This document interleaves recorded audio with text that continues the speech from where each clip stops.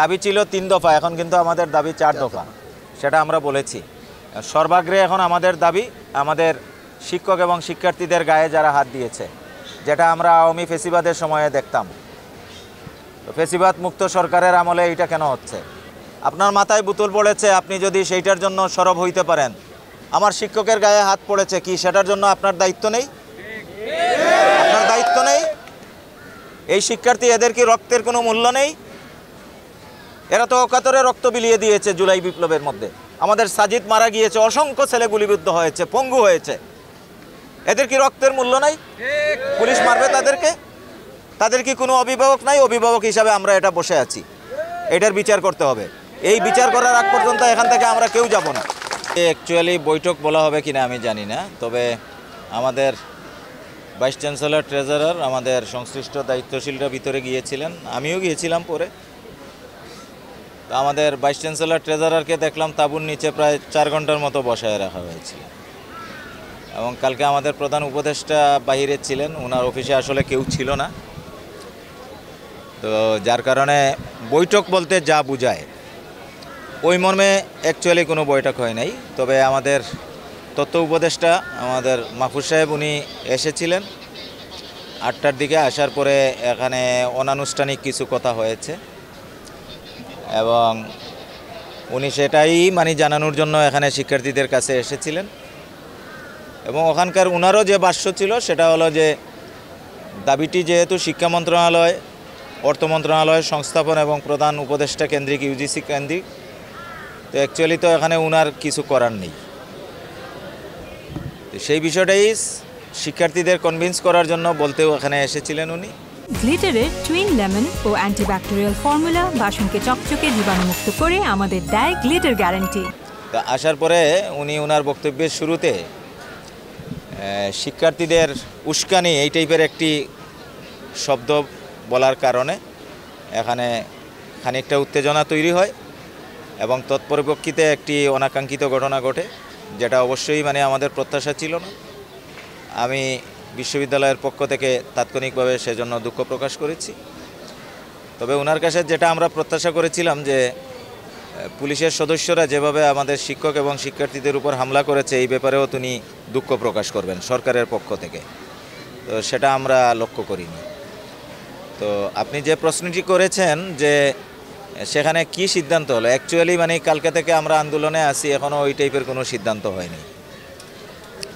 এবং এটাও আমাদেরকে খুব অবাক করছে, জুলাই বিপ্লবের পরে, জুলাই বিপ্লবের সূত্র ধরে যে সরকার গঠিত হলো, তো সেখানে এই সরকার এতটা দীর্ঘ সময় নিচ্ছে একটা বিষয় রেসপন্স করার জন্য, এটা আমাদের জাতির জন্য দুর্ভাগ্যজনক। এবং জগন্নাথ বিশ্ববিদ্যালয়ের শিক্ষার্থী এবং সকলের যৌক্তিক যে দাবিগুলো, সেই দাবিগুলো তো পূরণ আমাদের সরকারই করবে। এই সরকার তো আমাদেরই সরকার, আমাদের বিপ্লবের মাধ্যমে গঠিত সরকার।